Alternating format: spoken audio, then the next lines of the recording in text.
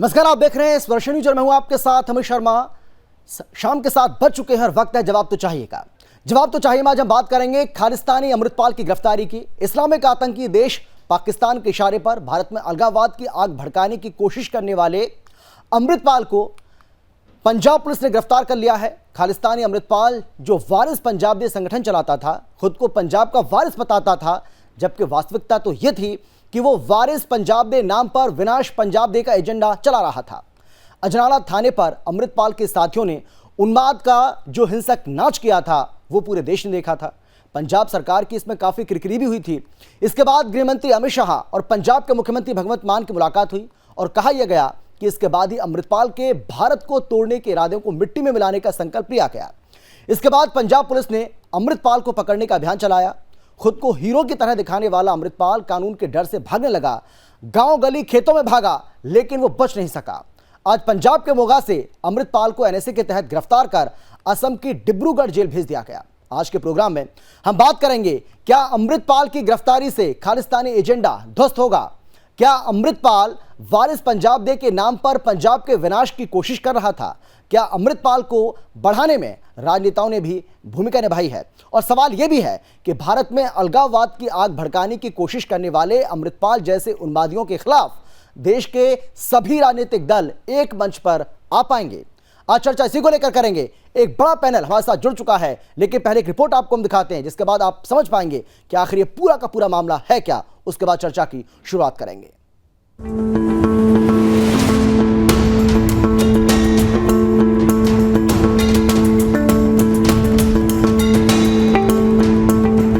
दबोच लिया गया है वो अमृतपाल जो देश में अलगाववाद की आग भड़काने की कोशिश कर रहा था। गिरफ्तार कर लिया गया है वो अमृतपाल जो पिछले 36 दिनों से लुका छिपी का खेल खेल रहा था। पंजाब के मोगा से अमृतपाल को गिरफ्तार कर असम के डिब्रूगढ़ जेल में कैद कर दिया गया है और अमृतपाल के खालिस्तानी एजेंडे को फेल कर दिया है। खालिस्तानी अमृतपाल 18 मार्च से फरार था।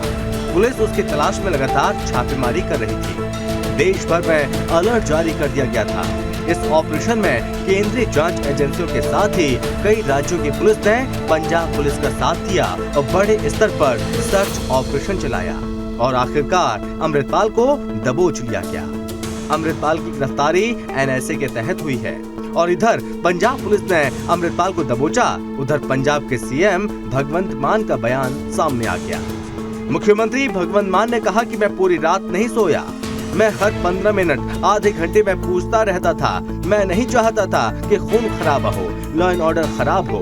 बता दें कि अमृतपाल खालिस्तानी आतंकी भिंडावाली की तरह पंजाब में अलगाववाद की आग लगाने की कोशिश कर रहा था। वारिस पंजाब संगठन के नाम पर विनाश पंजाब का एजेंडा चला रहा था। लेकिन अब अमृतपाल जेल में है और उसके खालिस्तानी एजेंडे को कुचल दिया गया। News desk, Sudarshan news.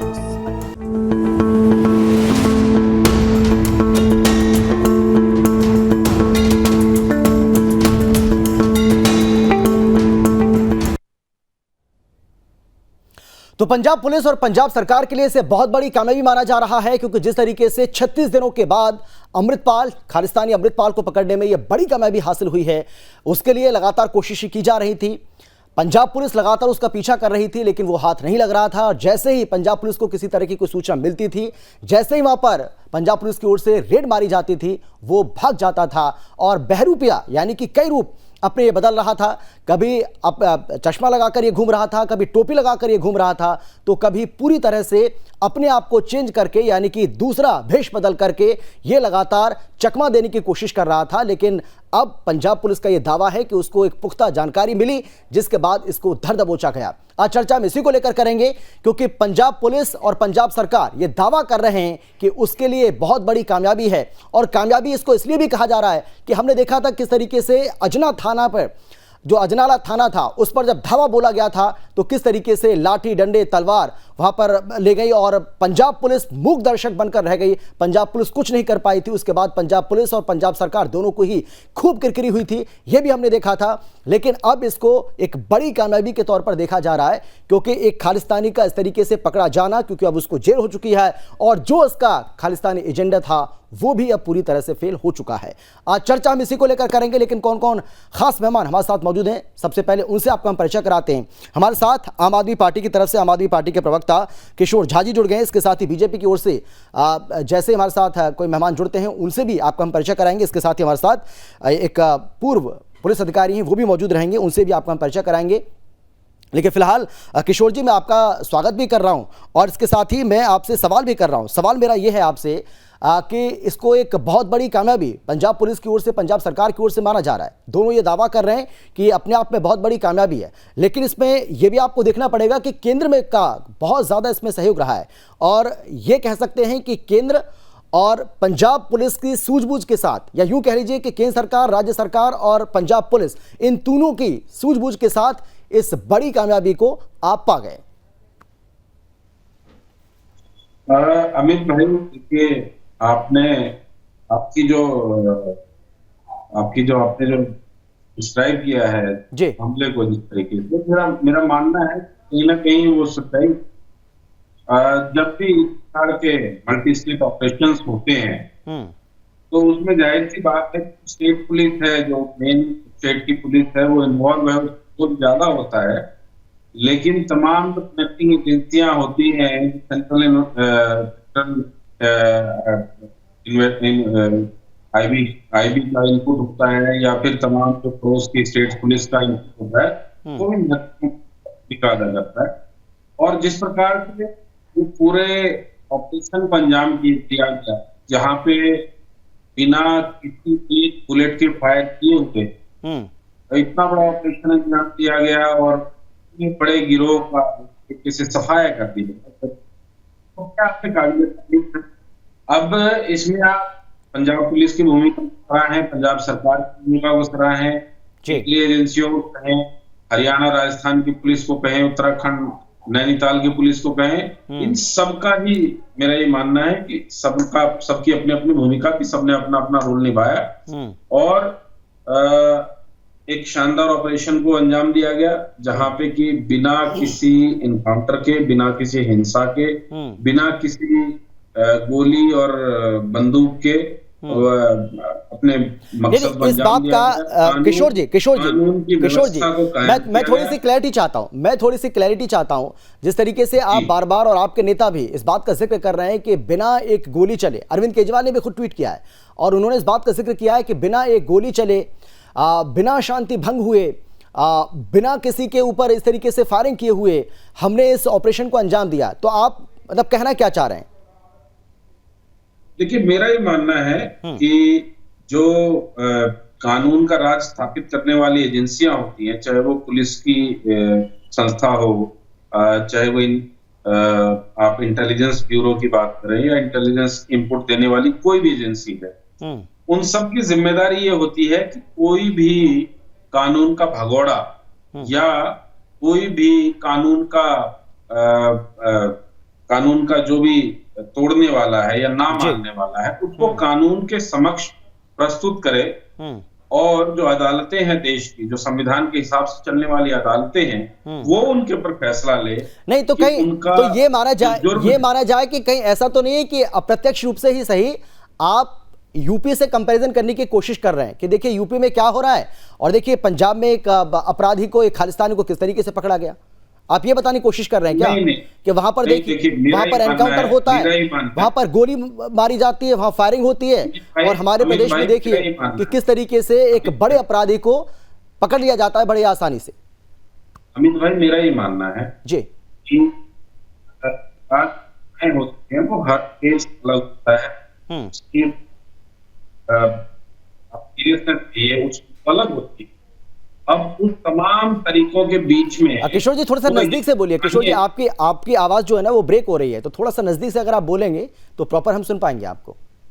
जी, मैं ये कह रहा हूं अमित भाई कि जो अपराध की घटनाएं होती हैं उसके अंदर जो इन्वेस्टिगेशन एजेंसी होती है वो अपना काम करती हैं, और मेरा ये मानना है कि अपराध की प्रकृति जिस प्रकार की है, जिस सीरियसनेस की है, उसके हिसाब से एजेंसियों को कार्रवाई करनी चाहिए।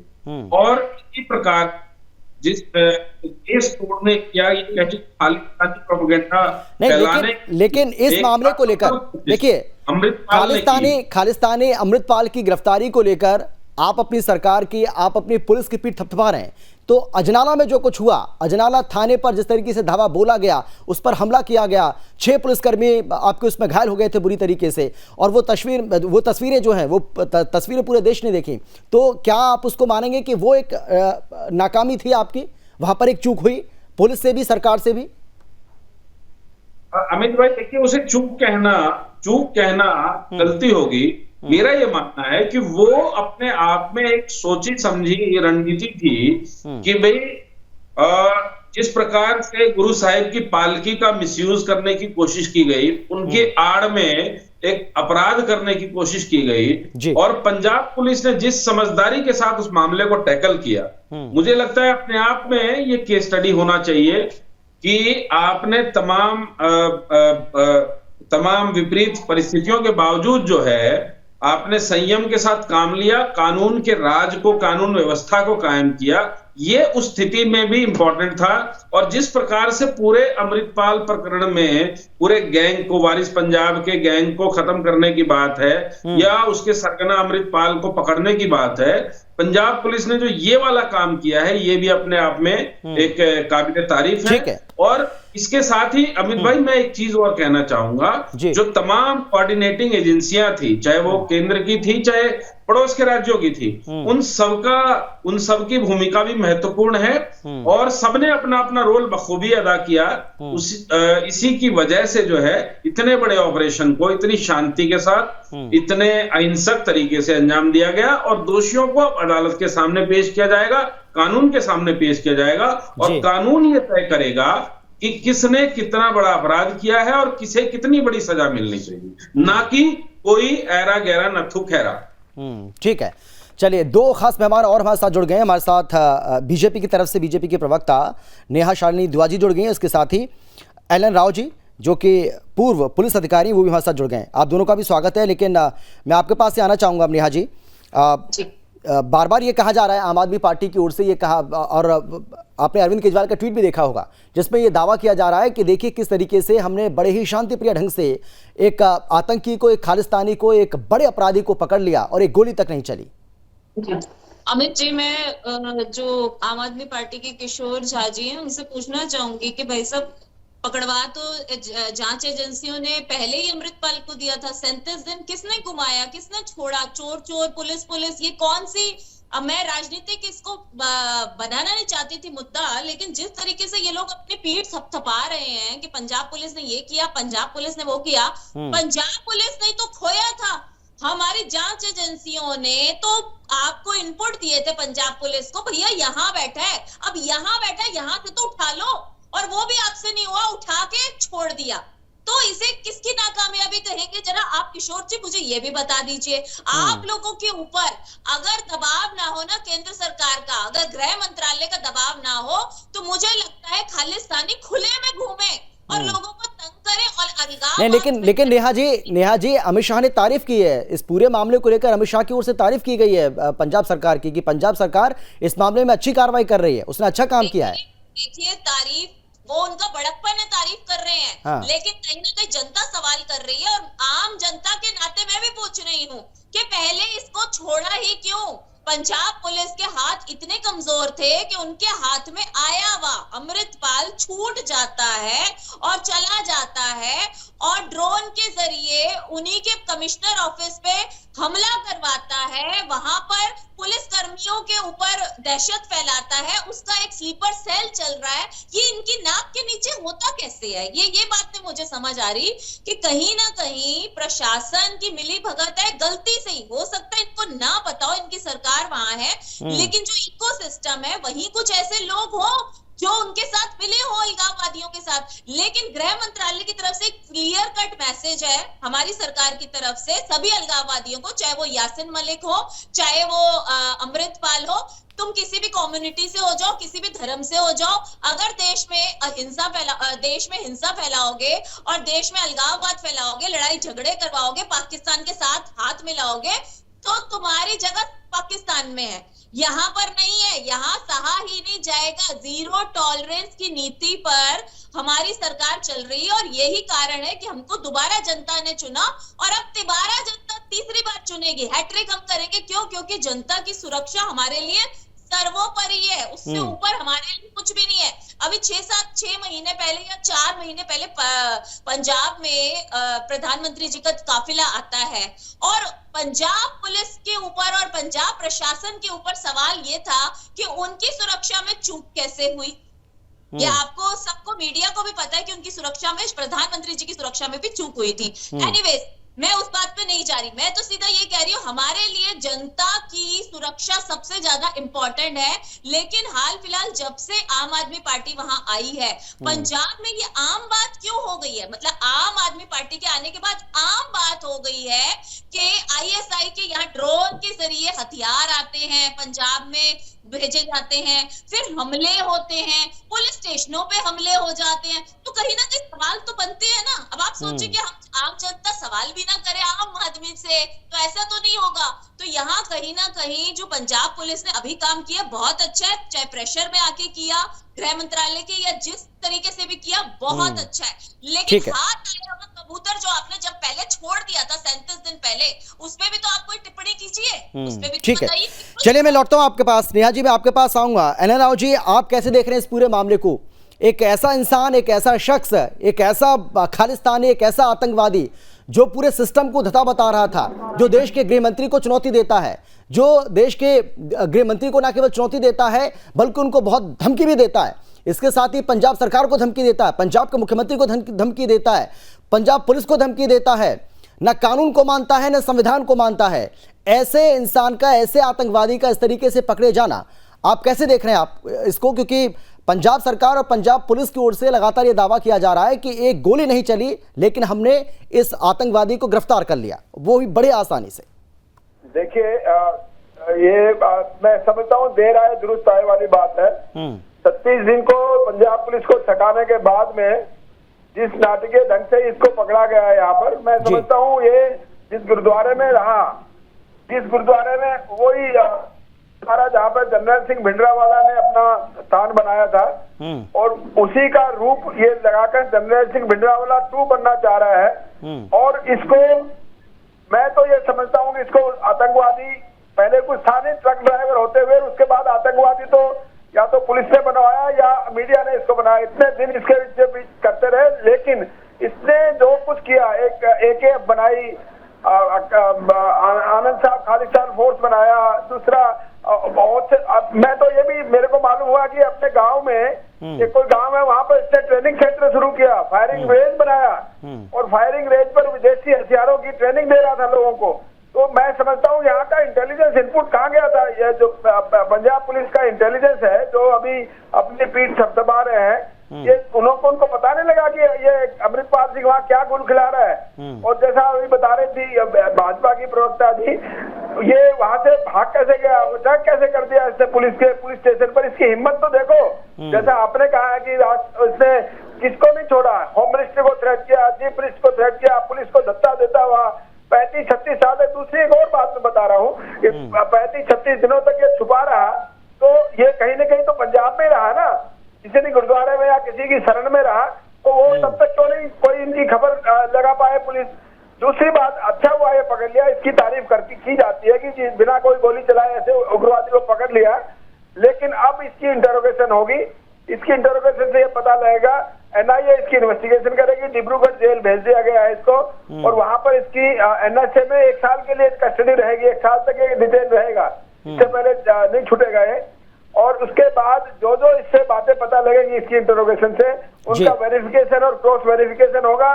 फिर उसके बाद पता लगेगा कि ये इतने दिन कहाँ छुपा रहा, किसने छुपा के रखा, और आगे इसकी फाइनेंशियल ट्रेन क्या है, बाहर से विदेशी ताकतें कौन कौन है जो इसको पैसा सप्लाई कर रहे हैं, और कौन कौन आदमी आए जी जी इन्वेस्टिगेशन करने का विषय रहेगा। और मैं समझता हूँ जो अभी हाँ ठीक है नेहा जी, मैं आ रहा हूँ आपके पास, लेकिन किशोर जी हाँ जवाब दीजिए। जो एल राव जी गंभीर सवाल खड़ा कर रहे हैं, भाई 2022 यानी कि पिछले साल अगस्त 2022 में तो दुबई से आया है, पंजाब, और पिछले 1 साल में किस तरीके से इसने इतना बड़ा वो बना लिया, मतलब कितने युवाओं को इसने भड़काया, कितने युवाओं को अपने साथ इसने कर लिया, और अजनाला थाने पर जो हमला हुआ था उससे इस बात का पता चलता है। तो मैं यही तो कह रहा हूं, और यही बात राव साहब कह रहे हैं कि भाई पिछले 1 साल से जो कुछ ये कर रहा था, तो इसकी जितनी भी गतिविधियां थी उस पर आपकी नजर क्यों नहीं थी? तब कहाँ गई थी पंजाब पुलिस की जो इंटेलिजेंस विंग है? इस साइड में है ये रेवाड़ी से जाने के लिए।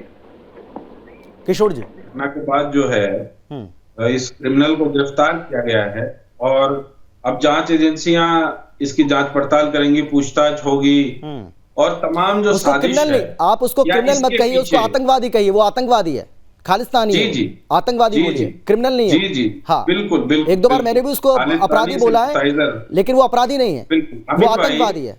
अपराधी और जी, जी, आतंकवादी में बहुत बड़ा बिल्कुल। फर्क होता है। बिल्कुल जी। बिल्कुल। और जिस प्रकार से जो साजिशें हुई पीछे कि कौन से राजनीतिक दल का हाथ था उसके पीछे, या किसने जो है उस दुबई रिटर्न एक बहुत ही सामान्य से लड़के को एक इंटरनेशनल आतंकवादी बनाने की कोशिश की, ये सारी कड़ियां जो है वो खुल के सामने आएगी।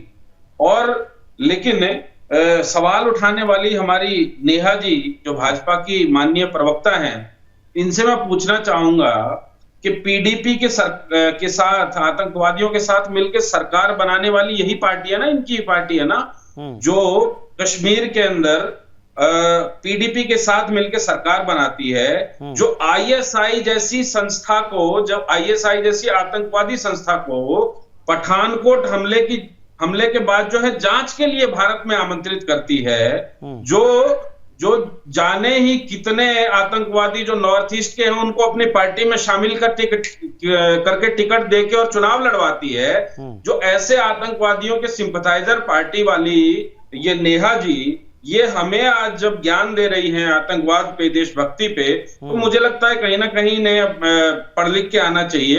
अनपढ़ जमात के नेता हैं, चौथी पास राजा की कहानी के एक्टर हैं।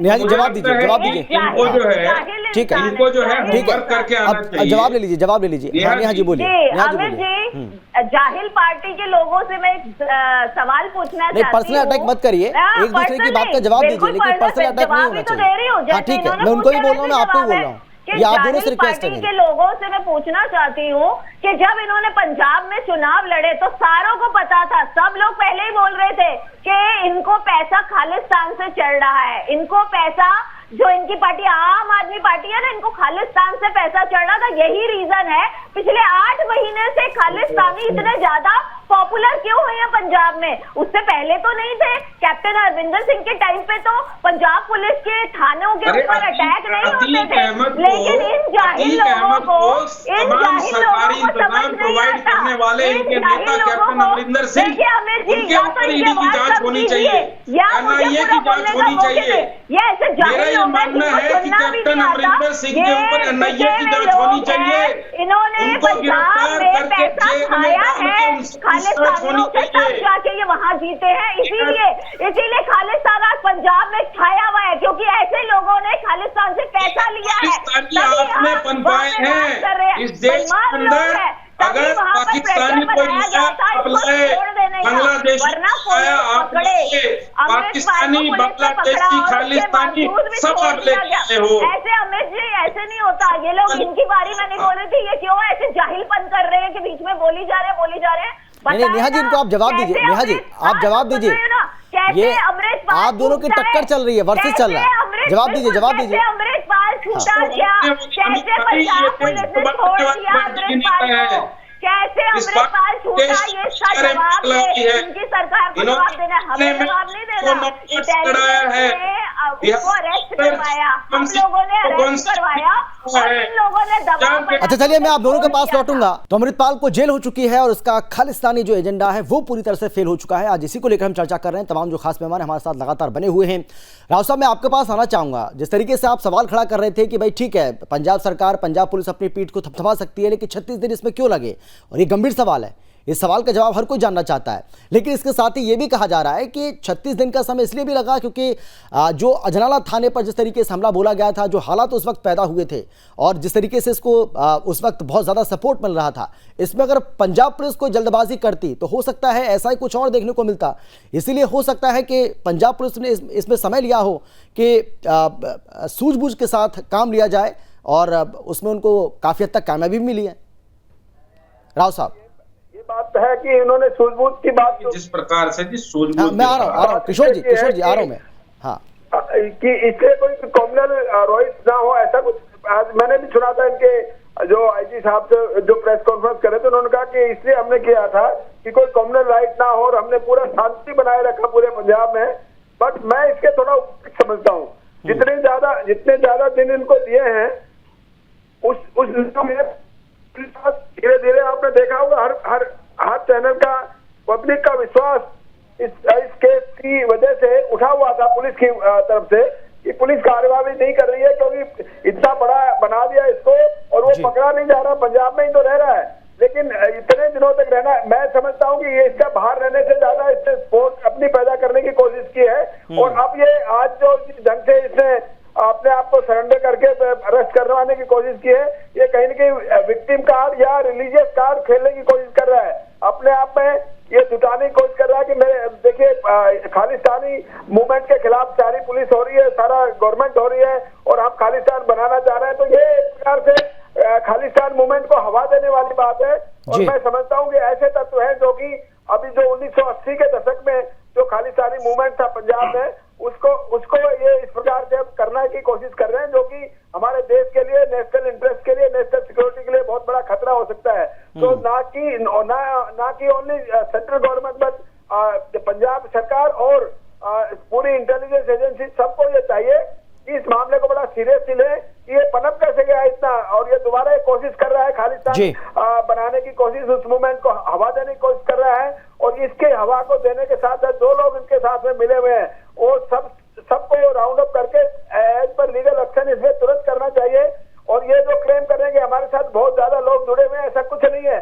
कुछ मुट्ठी भर आदमी है, पंजाब के लोगों को समझ में आ गया है अब कि खालिस्तानी मूवमेंट कुछ नहीं है सिवाय एक प्रकार से एक धोखा था। और जो पहले 1984 के बाद जो पंजाब ने भुगता है वो दोबारा कोई भी आगे पंजाब के आदमी भुगतना नहीं चाहते। और इनके कोई बिल्कुल अच्छी बात कही आपने, बहुत अच्छी बात कही राव साहब। और पंजाब के लोग अब जागरूक हो चुके हैं, वो समझदार हो चुके हैं, इस बात को वो समझ रहे हैं कि ये शख्स ये कुछ नहीं कर रहा है, ये देश को तोड़ने की कोशिश कर रहा है और वो ऐसा करने में अब कामयाब नहीं हो पाएगा। पंजाब के लोग इस बात को बखूबी समझ चुके हैं और यही वजह है कि उसकी गिरफ्तारी पर हमने देखा है कि एक पत्ता भी नहीं हिला। ठीक है, नेहा जी कुछ कहना चाह रही हैं आप, बोलिए। नेहा जी बोलिए आप। अमृतपाल जो है वो पंजाब से भाग कर पाकिस्तान जाना चाह रहा था। ये तो शुक्र है कि हमारी जांच एजेंसियां NIA लगी हुई थी और हमारी BSF वहां बॉर्डर पे लगी हुई है, वरना मुझे लग रहा है पंजाब सरकार तो उसको पूरा हेल्प कर देती कि चलो जाओ भैया निकल जाओ बाहर, ताकि बाहर कनाडा जाके हमारी मदद करना, हमें पैसे देना, हमें आगे भी तो चुनाव लड़ने।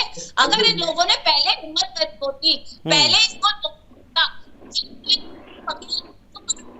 मुझे लगता है कि इसको छूटने के पीछे और इसने जो अपना एक कन्वॉय पूरा वहां बनाया हुआ है जहां वो ट्रेनिंग, जैसे कि अभी राव साहब बता रहे हैं कि ट्रेनिंग देता था हथियारों की और महंगे हथियारों की, और वहां लोगों को जोड़ता था, अलगाववाद सिखाता था। तो ये क्या पंजाब पुलिस को पता नहीं चल रहा था, या प्रशासन को पता नहीं था, या प्रशासन को इसकी भनक ही नहीं थी, या मान साहब कान में रुइया डाल के बैठे हुए थे? तो कहीं ना कहीं इन लोगों से सवाल उठने लाजमी है। और जनता पूछ रही है, आज पंजाब की जनता पूछ रही है इनसे कि हमारी सुरक्षा किसके हाथ में है? भाई शुक्र है केंद्र सरकार ने वहां पर NIA लगा रखा है, BSF लगा रखा है, वरना तो आप खुद सोचिए पंजाब तो बिल्कुल भगवान हवाले हो रखा है।